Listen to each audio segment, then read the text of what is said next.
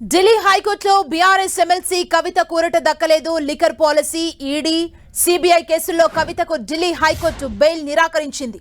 ED, CBI వాదనలను పరిగణలోకి తీసుకున్న కోర్టు కవితకు బెయిల్ ఇవ్వలేదు. కవిత బెయిల్ పిటిషన్లను ఢిల్లీ హైకోర్టు కొట్టివేసింది.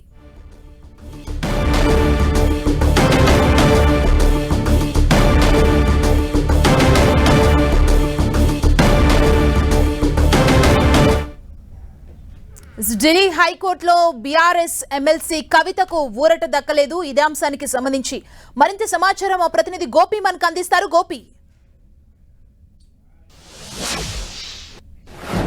Delhi liquor policy, money laundering, CBI కేసుల్లో బీఆర్ఎస్ ఎమ్మెల్సీ కవితకు ఢిల్లీ హైకోర్టు బెయిల్ నిరాకరించింది.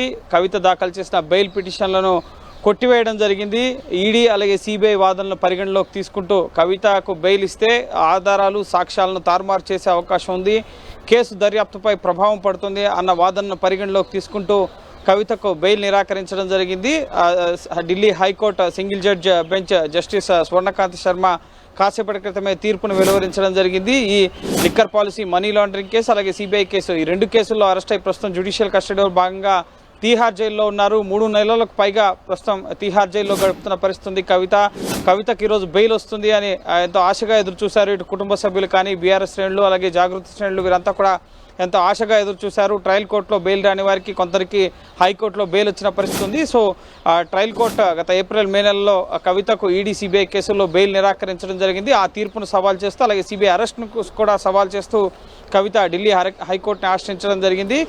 గత మే నెలలో, మే 27, 28 ఈ 2 తేదీల్లోనే తీర్పుని ముఖ్యంగా వాదనలు విని తీర్పుని రిజర్వ్ చేయడం జరిగింది. జూన్ నెలంతా కూడా వెకేషన్ కావడంతో తీర్పు వెలువరించలేదు. ఈరోజు మొదట మధ్యాహ్నం 2:30కి తీర్పు వస్తుంది అనుకున్నారు. ఆ తర్వాత 5 గంటలకు వాయిదా పడింది. సో 5 గంటలకి తీర్పు వెలువరిస్తూ ఆ 2 పిటిషన్లను కూడా డిస్మిస్ చేస్తున్నట్లుగా జస్టిస్ స్వర్ణకాంత్ శర్మ వెల్లడించడం జరిగింది. ప్రధానంగా ఈ లిక్కర్ కేసులో కవిత ప్రధాన సూత్రధారి, కింగ్ పిన్గా ఉన్నారు. మనీ లాండరింగ్ వ్యవహారంలోనూ అలాగే అవినీతి వ్యవహారం, 2 వ్యవహారాల్లోనూ కూడా కవితకు వ్యతిరేకంగా ఆధారాలు ఉన్నాయి అన్న అంశాన్ని హైకోర్టు పరిగణలోకి తీసుకోవడం జరిగింది.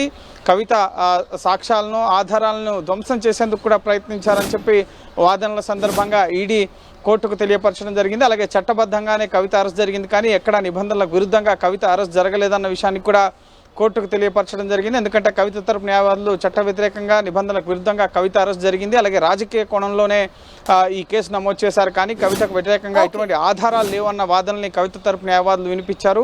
అలాగే ఒక మహిళగా ఉన్నందుకు కూడా ఆవిడకు బెయిల్ ఇవ్వాలన్నారు, కానీ ఒక మహిళగా ఉన్నంత మాత్రాన ఆవిడకు బెయిల్ ఇవ్వాల్సిన అవసరం లేదని చెప్పి దర్యాప్తు సంస్థలు వాదనలు వినిపించడం జరిగింది. సో ప్రస్తుతం జ్యుడిషియల్ కస్టడీలో తీహార్ జైల్లో ఉన్నారు కవిత. నెక్స్ట్ జ్యుడిషియల్ కస్టడీ జూలై 3వ తేదీన ఈడీ కేసులో, అలాగే ఇటు సిబిఐ కేసులో జూలై 6వ తేదీన మళ్ళీ ట్రయల్ కోర్టులో విచారణ జరగబోతుంది. ఆ సందర్భంగా కవితను కోర్టులో ప్రొడ్యూస్ చేసే అవకాశం ఉంది. అయితే ఇప్పుడు ఢిల్లీ హైకోర్టులో బెయిల్ నిరాకరించడంతో కవిత తరపు న్యాయవాదులు సుప్రీంకోర్టును ఆశ్రయించే అవకాశం ఉంది కవితకు బెయిల్ కోసం. సో చూడాలి, ముఖ్యంగా కవిత తరపు న్యాయవాదులు దీనిపైన స్పందించే అవకాశం ఉంది. ఎప్పుడు వారు సుప్రీంకోర్టుకు వెళ్ళబోతున్నారు, తదుపరి న్యాయ పోరాటం ఏ విధంగా ఉండబోతుంది అనేది రానున్న రోజుల్లో తెలియబోతోంది.